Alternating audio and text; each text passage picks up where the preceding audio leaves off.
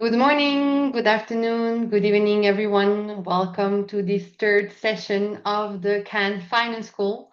We are very happy to have you all joining us today.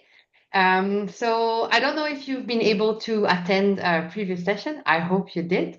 But otherwise, what is the Finance School about? The Finance School is a curriculum style learning journey that will build progressively across a cycle that is dedicated this week to unpack private finance for climate action. So on Monday, we had the first scene setter conversation discussing the politics and the big picture of private finance and how it's influencing the climate debate. Yesterday, we dive into the connection between the international financial architecture, its institution, and what it means for climate finance. And today, we're going to have a specific deep dive on very important private finance instruments that are being used in the context of climate action. And we will continue that deep dive on Friday as well, where we're going to wrap up the school. So really warm welcome to you all and very happy to see you in numbers today. So just in case you were not able to attend yesterday conversation, I'll just give you some key takeaways. But I'll really invite you to watch the recording and read everything that has been put in the toolkit so that you can get a better sense of what was shared. So a few takeaways from the speakers yesterday. One, the financial architecture is structurally rigged against developing countries. That's of course not new, but we could really hear from the speakers how developing countries have very little voice and representation in the Bretton Woods institutions, so namely the IMF and the World Bank. But also interestingly, as climate finance is shifting toward private sources, we can also see that decision-making powers is moving even further away from developing countries into private regulatory forum, into standard setting bodies in developed countries, or creating rating agencies over which developing countries have little to no control. So we also heard that the voting power in the Bretton Woods institution is based on capital contribution, so basically $1, one vote, that gives basically global north countries a permanent majority, and we know that they have been very reluctant to change this unequal governance structure. A second takeaway is the fact that private climate finance instruments are actually repackaging extractive debt logic. So we heard that it's really important to understand the relationship between climate finance instruments, so-called innovative instruments, and we will hear more about that in a minute, and the financial architecture. And so that without systemic regulatory reforms, those instruments simply create new channels for financial contagion and lead to climate debt trap. We also heard that through empirical evidence, most debt payments from low and middle income countries are actually now going directly through private creditors. So it's really important to take that evolving landscape into account when we speak about private finance nowadays. Interestingly, also, the speakers made the connection with the first session where we discussed the Wall Street consensus and what it means for private finance in 2026. Also reminding us that the World Bank and the IMF have actually inverted their public purposes. The original development bank model was designed to channel private finance toward public goods. But because of the billion to trillions agenda, because of the Wall Street consensus, we're now using the opposite. And we are seeing the use of very scarce public resources to de-risk and attract public investment. Celine Tan also warned us about the, sometimes intentioned facilities such as the IMF Resilience and Sustainability Trust that actually serve and promote green conditionalities, going actually against climate and development objective for developing countries. And so, as she said, the road to hell is paved with good intention. And finally, an important takeaway that I think would be useful for today's discussion is the fact that the architecture is actually actively blocking domestic regulation.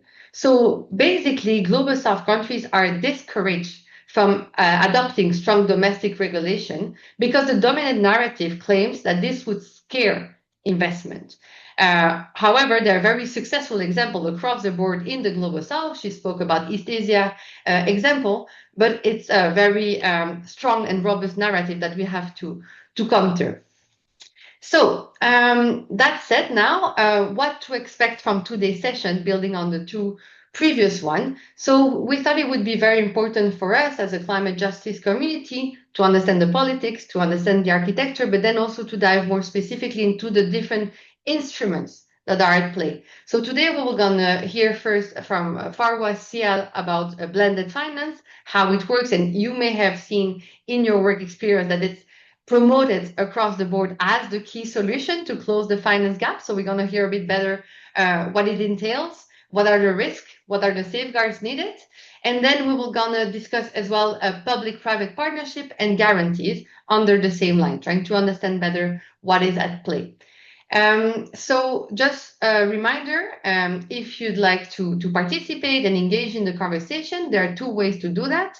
First one, easy. You just go to the Q&A box below your screen and you can use it to share questions, clarification question to the speakers, reflection, sharing your own experience, or materials that you think could be useful for the discussion. So this is really a space where we want to hear from you as well. So please make sure you use it wisely.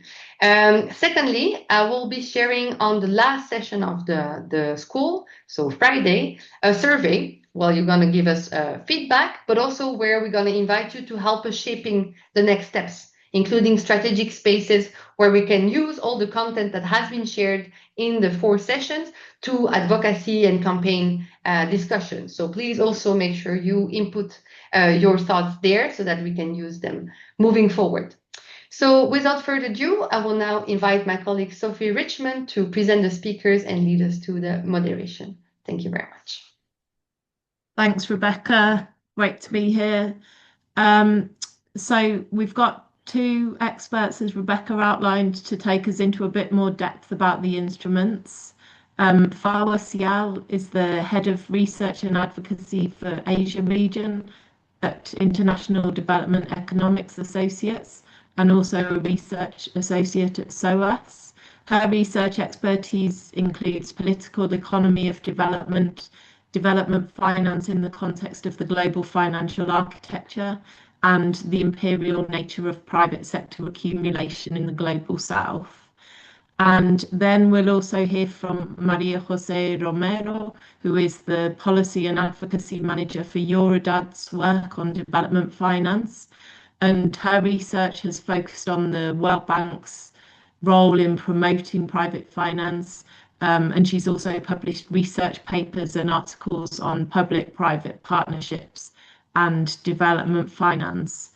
So really lucky to have both of them with us today, and I will hand over to Farwa to kick us off. Thank you. Hi, everyone. Very nice to be here. Thank you to the Climate Action Network, Rebecca, Sophie, Nicole, but also the entire team behind this initiative. So I'm going to talk about one instrument of private finance, which is blended finance. And I would like to make a couple of points. First, of course, to explain the concept and what it means and what it doesn't mean. Second, to introduce you a little bit to the blended finance ecosystem. Then look at some hidden costs and liabilities which are not actually very visible when the instrument is being promoted. But most importantly, I want to make one point, which is that the instrument should not be analyzed in isolation from its impact. That is, the financial structure, the contractual structure itself determine the impact. And this is the most dominant definition of any private instrument. So if I can just please have the slides ready.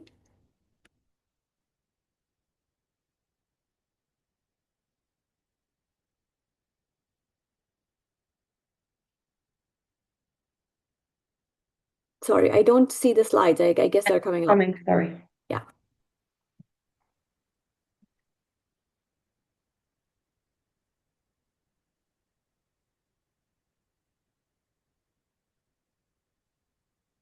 Okay, let's start with the second slide, please.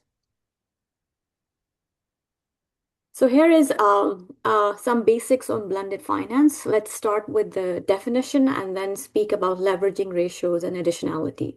So to start with, blended finance is simply described as a combination or pooling of resources from public concessional official development assistance, ODA, as well as private or other public resources.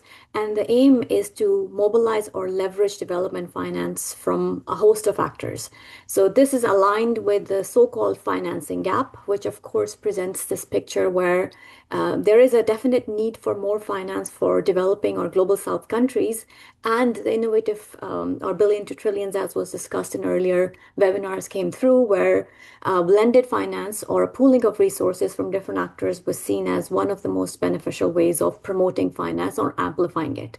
But the main problem with this concept is that it does not have an officially shared definition. This means all the organizations who are implementing it describe blended finance in different ways. As you can understand, this would have repercussions for reporting what is blended finance, what is private sector contribution, what is public sector contribution, and ultimately how to determine the impacts. So a lack of definition or lack of harmonization segregates the concept and everybody uses it differently. A second problem with blended finance is something known as leveraging ratio, which can broadly be defined as the ratio of commercial financing. So, for example, from other DFIs or development finance institutions and private financiers to the amounts of concessional funds. So that is $1 of public funds leveraging $1 of private funds.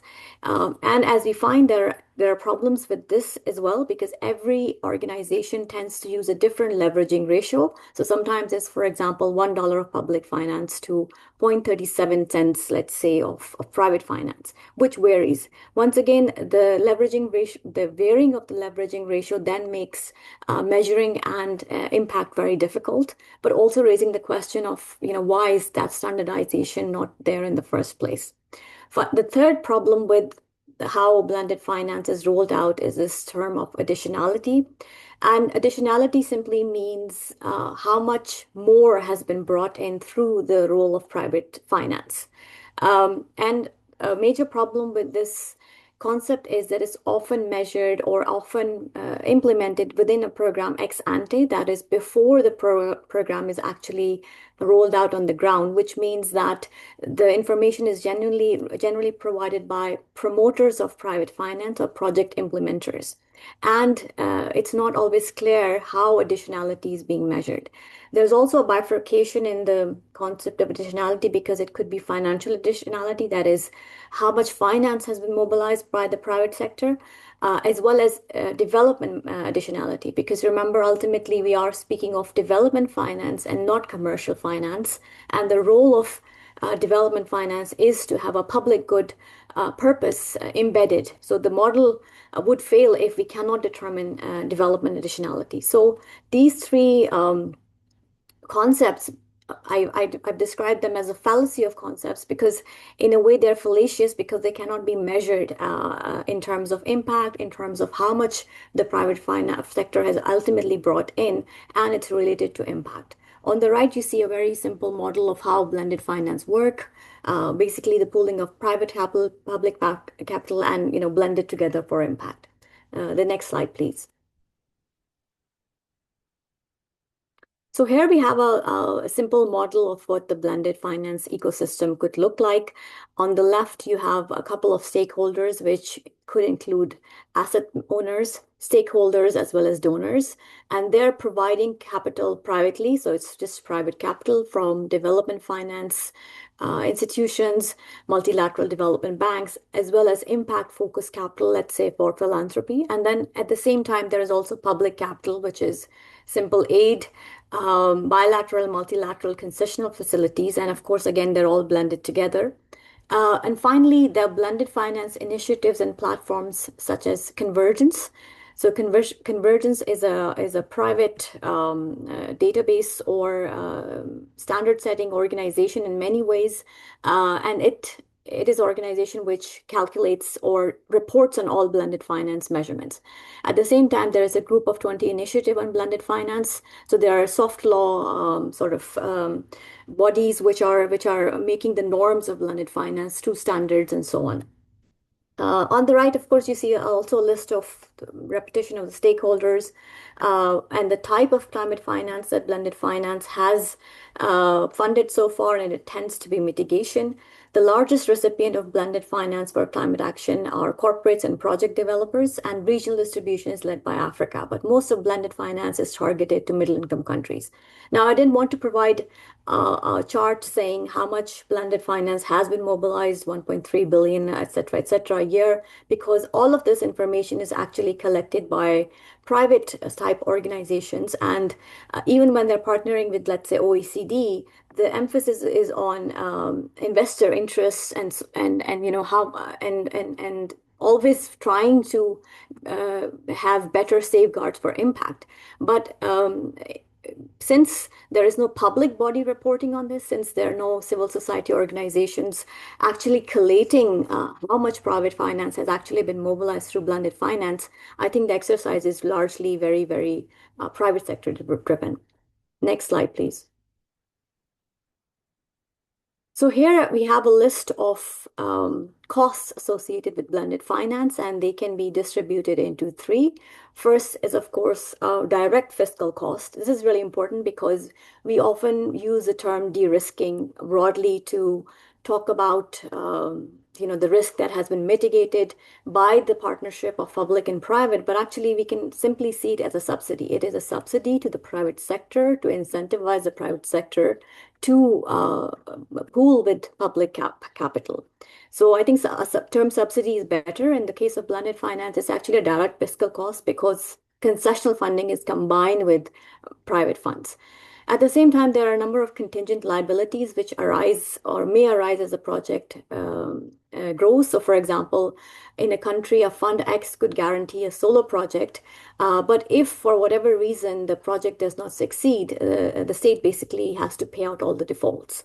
There's also something known as the viability gap funding, that is subsidies covering revenue shortfalls ultimately become liabilities if demand or the performance falls short. And so this can happen in a situation where the infrastructure project or which blended finance is financing does not materialize or does not produce the same profit as promised. There are also currency rates, guarantees, and risks which can come, which means that if loans are in local currency, the bank or the government of that country bear the risk. At the same time, there are quite a few hidden or indirect costs as well. That is, subsidized rates may encourage inefficient projects that are not commercially viable ultimately. This is a very complex structuring of finance, and it involves high transaction costs, which are almost 90% borne by the public sector of a country. Finally, there is also the case of moral hazard, that private sectors may take huge risks, always assuming that the government or the multilateral bank will bail out the failing project. The next slide, please. However, the main point that I wanted to make in this slide is that we need to understand the role of private finance instruments such as blended finance on its impact on sovereign development of a country. And here it's very important to see the financial model and its impact in unity. So a lot of mainstream emphasis on blended finance is to say the instrument, just to simply assume the instruments works and XYZ do not work. And how we need to analyze it from a structural materialist dialectical view is to see blended finance instrument as part of the financing environment, as part of private finance, and something which is actually contributing to the financialization of international development, which should be directly connected to imperialism.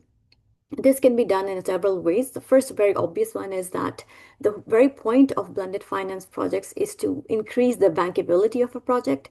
That is, to make a project attractive. So this is the first cost that is borne by countries in attracting blended finance from private sector. And related to that, of course, is the fact that the entire project pipeline is designed as an investable opportunity. That is, unless it is a tradable, bankable asset which can be refinanced, blended finance is not attractive. So at every opportunity where it's the toll that citizens are paying to an infrastructure project, whether it's a crisis and the contract has to be renegotiating, there has to be an element of making the project bankable. Um, and in relation to that is the fact that these blended finance structures are not in isolation. They're combined with grants. They're combined with ongoing projects such as local currency support. They're also combined with how the bond investment structure of a country is currently operating and inserted as niche projects in many forms of layering. And finally, it's something to really bear in mind is that most of the private actors or partners who are investing in blended finance are overwhelmingly based in global north countries. So this is where the profits are ultimately going. We do see some East Asian companies and investors becoming prominent, but the overwhelming chain is such that even when private East Asian private sector actors are involved, the main actors are connected to countries in the global north. The next slide, please. So this is an exercise I just quickly wanted to mention that I've been trying to do for a while, which is to determine, so we say that blended concept as a concept is problematic. We also understand that leveraging ratios are not hard to find out or determine, and additionality is very vague. But we know that these projects are very popular with the private sector. So how do we determine what are the profits gained by the private sector? And this is a very difficult exercise. I've looked at 3 or 4 projects at the moment and have not published so far. But the first thing is that the private sector return or profits are very confidential. But we do know that every project is demonstrably successful in making target returns achievable for private capital that would otherwise find green infrastructure projects too risky or financially marginal. That is, the private sector will never enter a project unless it is consistently profitable. And we continue to see this in all projects. The second point is that this offers the private sector debt on low risk premiums, allowing them enhanced security and longer duration repayment periods. So they are benefiting a lot from the multilateral financial structure in the fact that the subsidy is being provided in multiple ways. And of course, the equity investors, including sponsors and funds, also achieve their target equity. So not one, but all actors in the private sector benefit from these projects. And finally, we can see that the financial closing of projects and high mobilization ratios are consistently reported by private funds. So that is, they benefit from risk-adjusted returns, and this we especially see in the new sort of projects of early retirement of coal projects in blended finance structures. And maybe if we have time in Q&A, I can mention this a little bit. So last slide, please. So there are a couple of questions for us to consider. And first is, of course, that as I said before, that blended finance models operate on an ambiguity of concept, on vague notion of additionality, leverage, and so on. But they are constantly promoted with this promised rate development impact, which itself is very hard to measure. And now, if you look at a lot of blended finance projects, they seem to only deliver on making projects possible. That is, the very idea that, yes, the private sector has said no, that this project is going on seems to be enough. There is not enough attention on impact. There's not enough attention to how much costs are being borne by the public sector and how the project's fees are exuberantly high. So the rush now is to only make projects possible. And the biggest thing, of course, is that there is no information on profits. So a number of scandals have been reported by critical journalists who have found that huge amounts of money is made on blended finance structures for dividends for investors in very resource poor countries in Africa and Asia. But we don't have information on how much profits are actually made because it's not something which is legally binding. And here I mentioned the EU's Ukraine facility, just one example of a huge blended finance project with EU grants. And the point being that without any assessment or attention to impact, these projects are just being rolled out. So first thing, of course, is that profit to investors should be non-negotiable. And second aspect, which is very important, is that a lot of research on what blended finance is tends to come from um, private organizations aligned with EU governments, with US governments, for example, or all actors providing blended finance. But not much research is from global South countries, uh, unless it is usually on what happens to people on the ground when the project is rolled out for a number of years. So knowledge production is really skewed, and this is also the case, unfortunately, with civil society. And the last thing I just wanted to mention here is that this question keeps coming up that, oh, if blended finance is so problematic, and global South countries are accepting it or inviting investors from the global North, then surely it is their responsibility as well. And the problem here, of course, is that we cannot understand how instruments of finance, which are ultimately instruments of debt, operate without global South elites, without global South compradors being complicit in the implementation of it. But the question for us is it right for citizens of these countries to bear the negative responsibility of these financing instruments? So I'll stop here, and I invite questions and discussions moving forward. Thank you. Thank you. You've given us a whistle-stop tour of blended finance, what it is, and also some of the issues faced with blended finance for countries. I'd just remind people that if there's any questions of clarification or questions building on what you've already heard, please add them to the Q&A box. I think there's already one question in there for Farwa. And now I'll pass over to Maria Jose. Hello, good morning, good afternoon, everyone. Thanks a lot to CAN people for having me in this session and for organizing this session. Overall, I think that it's very important that we are going for a session like this, given how prominent is the promotion of private finance in climate. Let me share with you my slides. I hope that they are projecting fine. Can you please confirm that? Yes. Fantastic. Thank you. Thank you very much.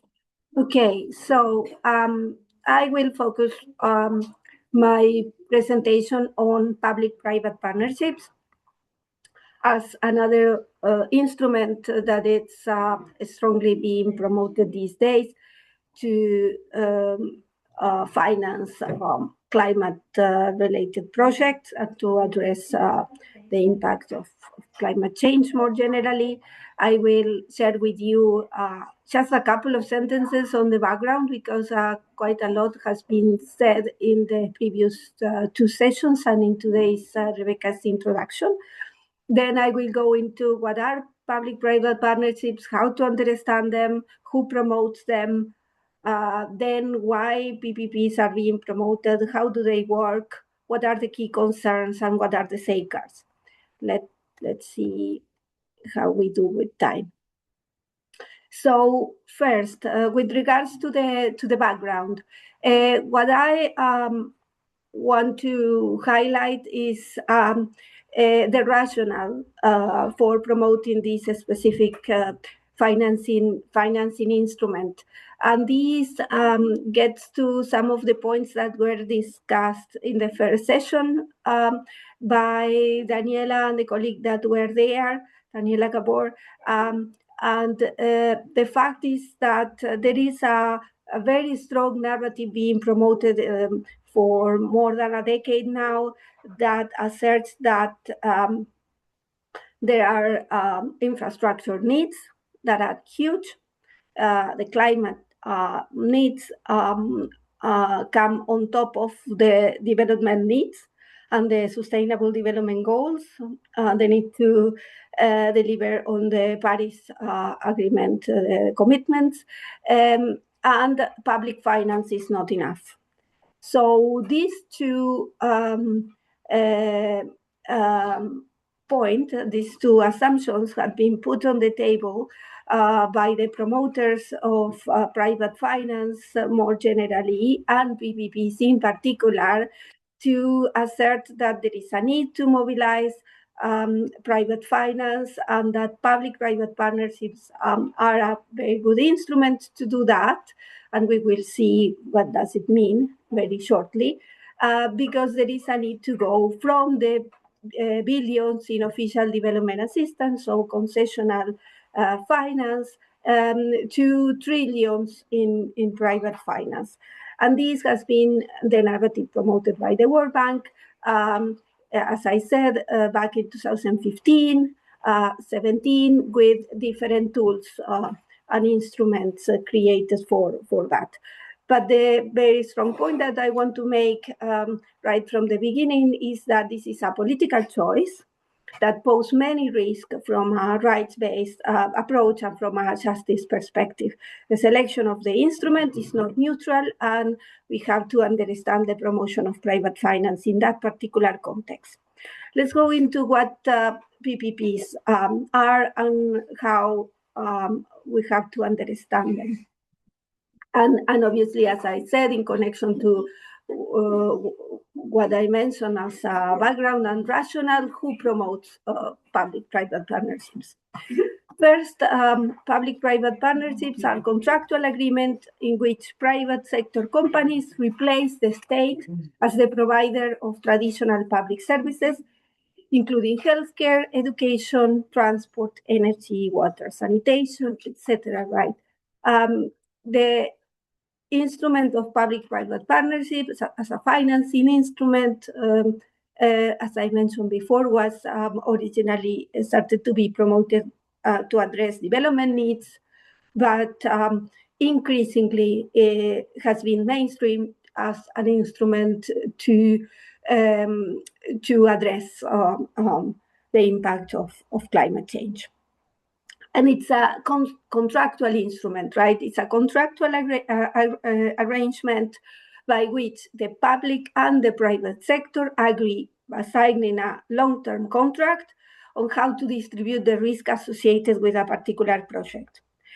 But here I do want to make a point, which is that although the lion's share of financing in economic and social infrastructure and in public service provision in general, including services and projects addressed or targeted to address climate change, is provided by the public sector, and figures account for that, right? The bulk of the financing comes from public sector sources.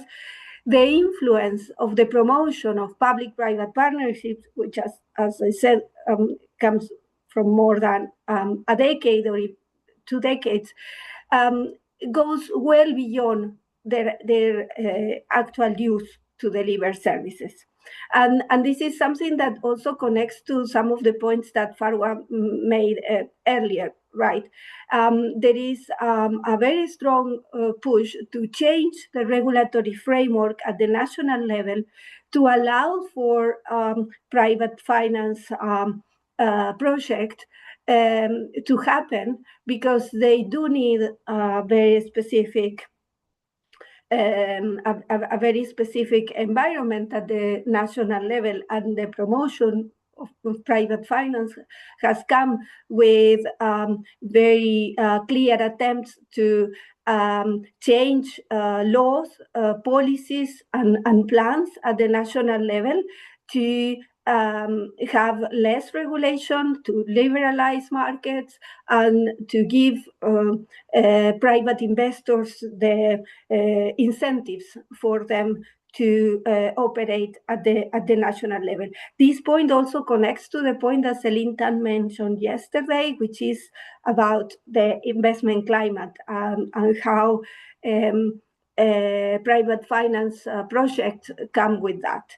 So here, again, what I am trying to emphasize is that there is, for us, there is a need to look at the promotion of PPPs in its entirety and not necessarily at how many PPP projects are happening.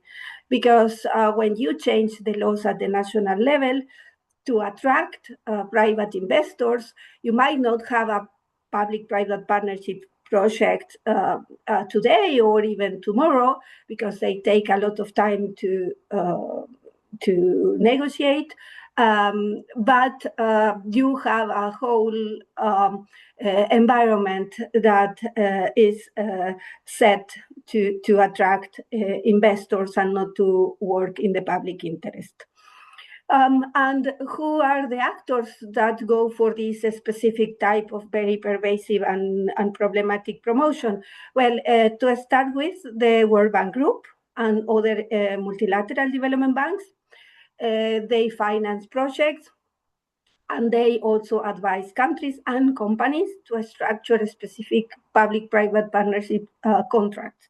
Different governments from the global north, including the UK, the Netherlands, they work bilaterally and through the European Union, the G20, etc., to advocate for public-private partnerships. Think tanks and other multinational companies, accounting firms also go into that. Then let's go to why PPPs are used, how PPPs work. Here, I want to emphasize that there are two ways private sector providers can receive revenue under public-private partnerships. And some PPP projects are a mix of the two. This is a very important distinction that goes into some of the implications of PPPs later on. First, there are user-funded public-private partnerships, right? And these are PPPs in which the private partner is allowed to charge the public for using the facility, generally through paying a fee, right? Which can be supplemented by subsidies paid by the government. But the fee is the main source of revenue for the private sector provider of the service. Secondly, there are government-funded PPPs. And these are the ones in which the private sector company provides and administers infrastructure or services for the public authority, right? The private sector company is the one that receives the funds from the government.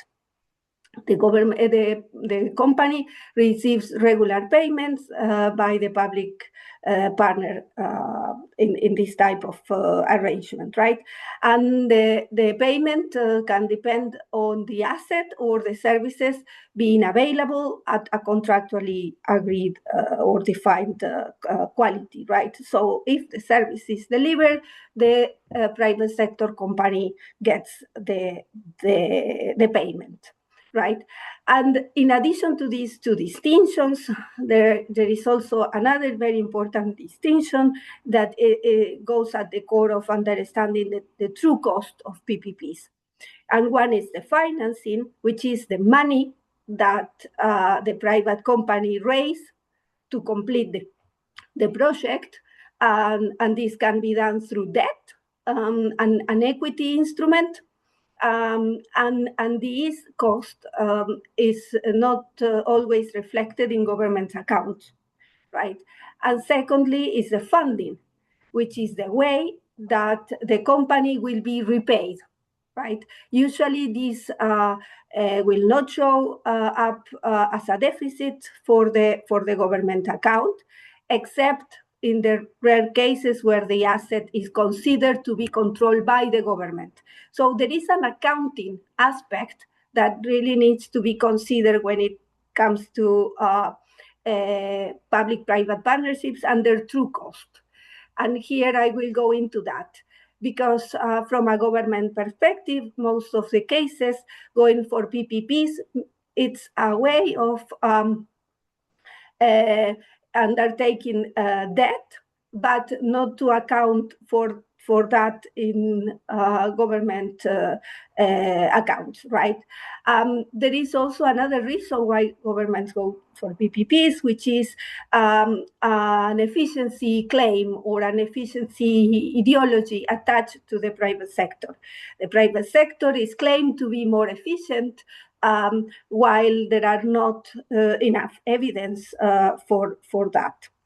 From the private sector perspective, there is a strong push to go for public-private partnerships because they go for or they allow for a reduced risk, because it's the public sector the one that borne the risk if the project fails, right? If there is any problem with the revenue that the private sector it's going to get, is the government the one that will secure this revenue, and there you will have one of the main concerns that we have.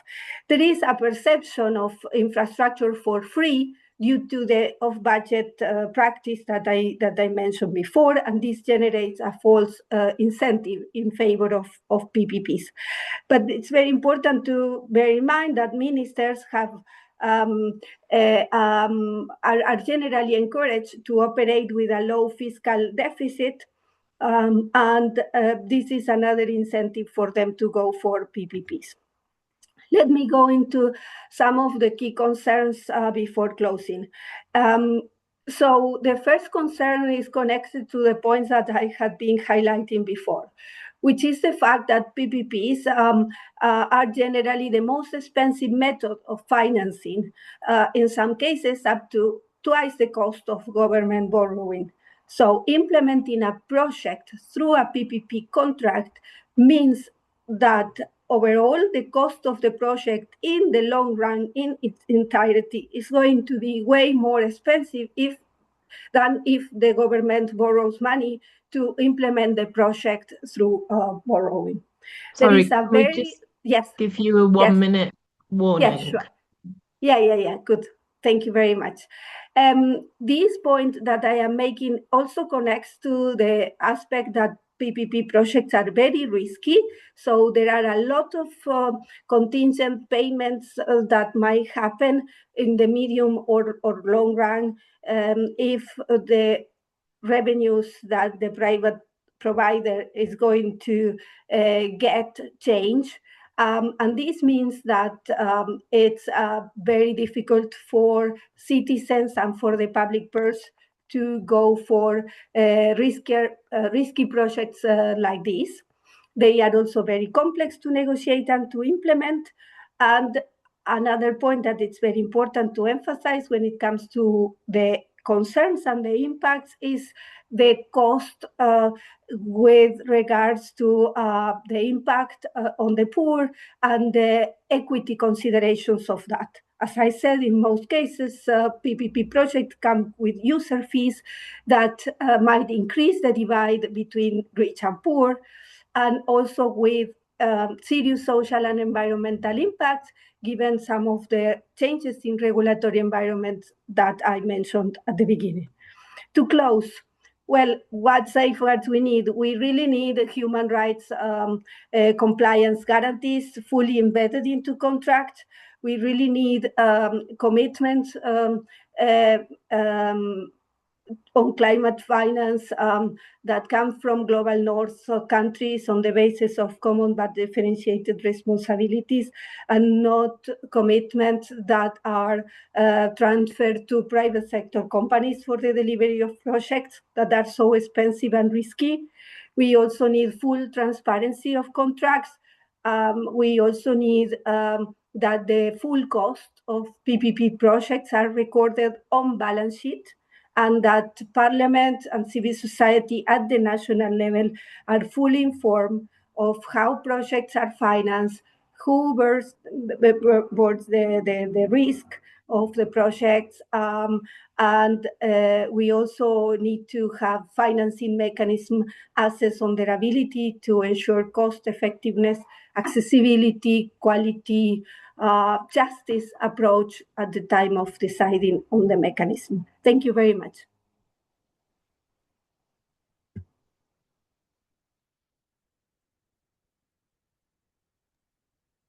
Thank you, Maria Jose, and thank you, Farwa, for your presentations.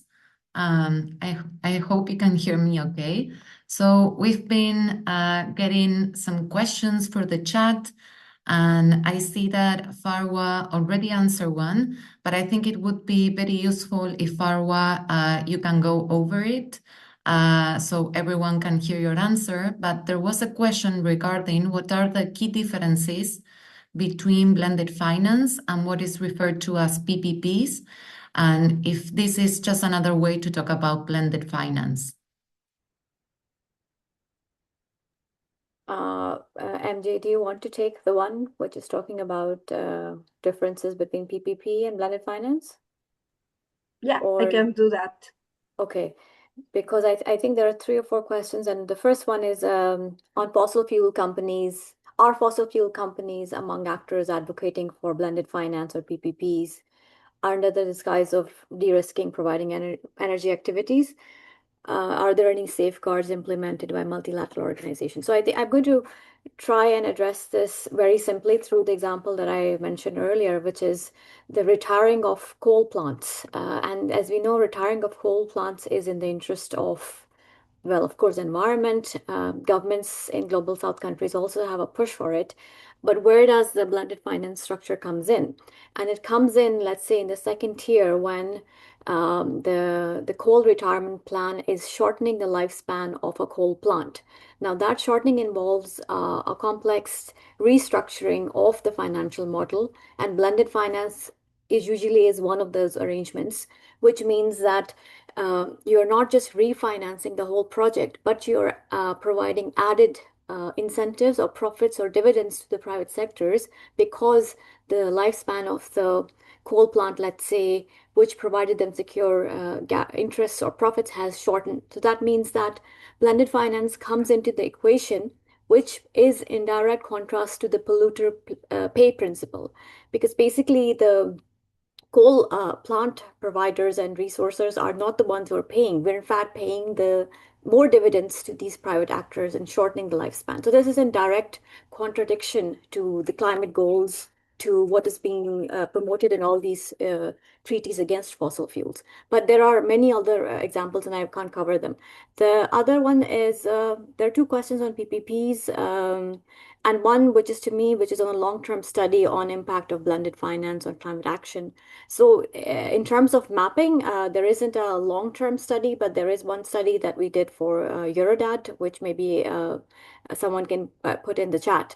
But there also, repetitively organizations do these studies on impact and so on. But in terms of long-term tracking, I haven't seen one. But I also think, we have enough evidence on how they're operating and what's happening. I'll stop here. Maria Jose, do you want to add something? Yeah, thank you. Indeed, the questions are very, very good, and some of them deserve a whole presentation from me and Farwa by themselves. But let's go into the difference between blended finance and PPPs, and the second one in that same package sent by Melissa, which is around our blended finance and PPPs intrinsically bad, etc. Right?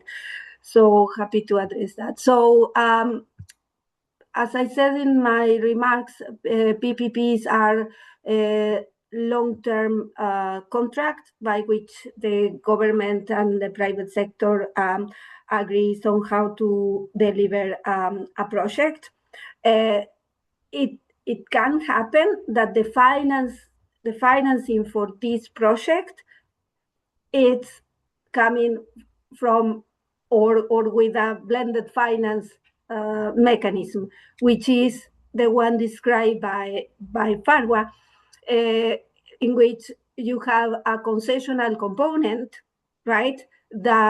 So it's a official development assistance component that comes to lower the risk of the private partner investing in a particular project, right? So as I said in my remarks, there are different ways in which the private partner in a PPP can get its money back, right? And if there is a concessional component into that, if the government receives a grant from another government, for instance, or from a multilateral development bank, there is a blended finance aspect embedded in the public-private partnership contract that the government, a given government, signs with a company.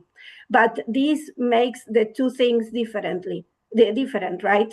One is the blended finance mechanism, which means there is a concessional component attached to one that it's not concessional, right? A loan or an equity. And another one, it's the contract that it's signed between the company and the public sector for the delivery of a particular service. So these are the two things that make the two concepts distinct. Then, whether there are things intrinsically bad into the two things, right? The blended finance mechanism and the PPP contract. Well, I have to say that in the two, from a climate justice perspective, there is something that it's intrinsically problematic, which is that in most cases there is a transfer of risk and responsibility from the public sector and from a climate justice perspective from global north countries to private sector companies to address the impact of climate change. And this, to start with, is problematic. Then we can think about how to improve the delivery of public-private partnerships if they are going to happen, right? And there it comes, the safeguards and all the different aspects that I mentioned that can be embedded into the contract in the case of PPPs, right? For instance, transparency of the cost, full control of parliaments and scrutiny for citizens, also to be fully aware of what is happening, free and prior informed consent of local communities if the projects are major infrastructure projects that can have an impact on local communities in terms of displacement. Social and environmental impact studies should be publicly available. And then it's the fact of not having user fees that have an impact on the ability of communities to access particular services, etc. I can go on into some of the additional safeguards to the ones that I have just mentioned that can be added. But to start with, as I said, there is the issue that climate change should be addressed through public sources, concessional sources, first and foremost, and the Global North have a responsibility to address that, and that in most cases, the promotion of private finance through mechanisms like public-private partnerships and blended finance goes against that. So that would be the response to these two questions. Thank you. Thank you, Maria Jose. And I think the safeguards are really important to bear in mind. And in that regard, I wanted to follow up with Farwa. Is there any additional safeguard you think we should consider for blended finance, or are they the same for PPPs? Yeah, I think we have to rethink what we mean by safeguards, and who implements them and how they're actually delivering on the ground. Because the main problem with all these instruments are that they are vehicles of speculative profit making. They are not rooted in any productive investment. But they are presented as something which is essential because global South countries have this so-called financing gap. So the first problem is the financing gap narrative, which, as Maria Jose was just mentioning, fails to account for the necessity of public finance, which we've experienced historically, especially during COVID, and continues to redirect towards these instruments, which we see time and time over again, in fact, enhance countries' indebtedness in various ways. So, it's not about if private capital is evil or something like that. We have to have a material approach to how these instruments are actually unfolding and what is the nature and purpose of safeguards. As we go deeper in this era of monopoly capital where war is on the move, I mean, countries which are extremely indebted, extremely insecure, will be further indebted with these instruments. Of course, you need a structural overhaul of the financial architecture. You need to rethink why are blended finance instruments used in certain projects and contexts, and what are the alternatives. And I can tell you, in every case, the countries have alternatives. As we see with the war deepening on many fronts, there is a huge realignment of countries in terms of domestic trade, in terms of regional trade, which is actually not looked at. And we need to focus our energies on how the shift is happening and what is happening on the ground, because a lot is changing, but it's not documented at the moment. I'll just stop here. Thank you, Farwa. Maria Jose? Yeah, thank you. I want just very quickly to add to what Farwa said, the fact that, as I mentioned in my remarks, public-private partnerships are a secure way from a private sector perspective to implement projects, because the risk of these projects are borne by the public sector, hence by citizens. So it's a way of securing profit and continue with the extraction of wealth from the south to the north, because in most cases, the companies that are able to apply or submit proposals for major infrastructure projects financed through PPP mechanism are companies coming from the global north, major polluter companies that end up having secure profits that continue with the extraction. So the debt aspect and the promotion of public-private partnerships and private finance in general in the context of very difficult debt crisis in which there are no mechanism at the global level to address the debt crisis. It's indeed very, very problematic, regardless of the safeguards that you can implement at the national level, either at the overall, level of national development policies, but also at the level of particular projects. And the fight, in which we go trying to fix one project at a time can be very problematic, because we can make one project better, but if the whole environment goes into that direction, we won't solve the root causes of these difficulties. Thank you. Thank you, Maria Jose. And I wanted to wrap up by asking both of you if there is, any particular report, platform, or database that people can actually access to, check the numbers for what is actually mobilized through blended finance, PPPs. I know, Farwa, you mentioned that there are difficulties in the reporting because it's mainly done by the private sector. But I don't know if you have any particular recommendations of material that people, can access. So, Farwa? Yeah, I think I think in terms of number or figures mobilized, civil society does produce such reports over and over.